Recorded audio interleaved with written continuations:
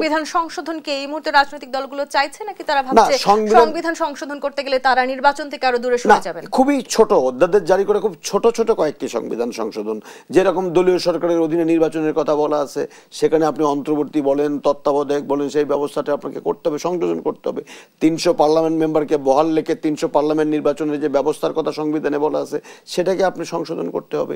এবং এই নির্বাচন সুষ্ঠু করার জন্য দ্বিতীয় যে কিন্তুটি সেটি হলো আইন শৃঙ্খলা বাহিনীকে রাষ্ট্রের বাহিনীতে পরিণত করতে হবে। তারা যেন কোনো একটি গোষ্ঠীর বা কোনো একটি দলের লাঠিয়াল বাহিনীতে পরিণত না হয় এবং জনগণের ভোটাধিকার প্রয়োগ করতে পদে পদে বাধা তৈরি না করে। অর্থাৎ অনেকগুলো আসলে ক্রাইটেরিয়া রয়েছে নির্বাচনকে সুষ্ঠু করার জন্য, সেটি যেমন সত্যি অধ্যাপক ডক্টর হাসনাত আলী, বাংলাদেশে আমরা অদ্ভুত এক ধরনের ধারা দেখেছি যে বাংলাদেশে একটি সরকার যখন তারা পালিয়ে গেল পুরো দেশ ছেড়ে, সেই সময় নির্বাচন কমিশনার যিনি ছিলেন তাকেও আসলে পদত্যাগ করতে হয়েছে, কিংবা তিনি এতটাই দলীয়করণ হয়ে গিয়েছিলেন যে তার প্রতি মানুষের কোনো আস্থা নেই, অথচ সেই নির্বাচন কমিশনের থাকার কথা ছিল সবচাইতে বেশি নিরপেক্ষ। সেই নিরপেক্ষতার জায়গাটিতে এবারের যারা নির্বাচন কমিশনার আছেন তাদেরকে আপনি আনতে পারছেন না? দেখেন, আমি কিন্তু একটা কথা বলছিলাম যে প্রত্যেকটি সরকার কিন্তু তাদের ভাবাদর্শের লোক নিয়োগ করতে চেয়েছে।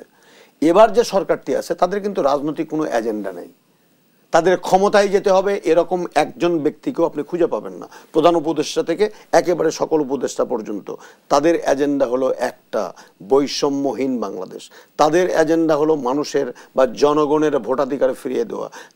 তাদের মূল জায়গাটি হলো যে এই যে সমস্ত সাংবিধানিক প্রতিষ্ঠানগুলোকে যে দলীয়করণ করার মধ্য দিয়ে দুর্বল করে দেওয়া হলো, ভঙ্গুর করে দেওয়া হলো, সেখানে মোটা দাগে কিছু সংস্কার করে একটি নির্বাচিত সরকারের হাতে রাষ্ট্রের দায়িত্বভার গ্রহণ করে বা রাষ্ট্রের দায়িত্ব প্রদান করে তাদের সরে যাওয়া। অতএব সেক্ষেত্রে যদি আপনি খেয়াল করেন যে নির্বাচন কমিশন গঠিত হয়েছে এখন পর্যন্ত তাদের বিরুদ্ধে কোনো রাজনৈতিক দল, কোনো সামাজিক সংগঠন মোটা দাগে দলীয়করণের কোনো অভিযোগ বা একেবারে দল দাস বা সেবা দাসের মতো ভূমিকা রাখা তাদের চাকরি জীবনে কোন একটি সরকার পতন হলেই যে আসলে নির্বাচন কমিশনার কেউ চলে যেতে হবে তাদের সাথে একযোগে, সেই সুযোগ আর বাংলাদেশে যেন না আসে, সেই দৃশ্য আমরা আসলে আর দেখতে চাই না।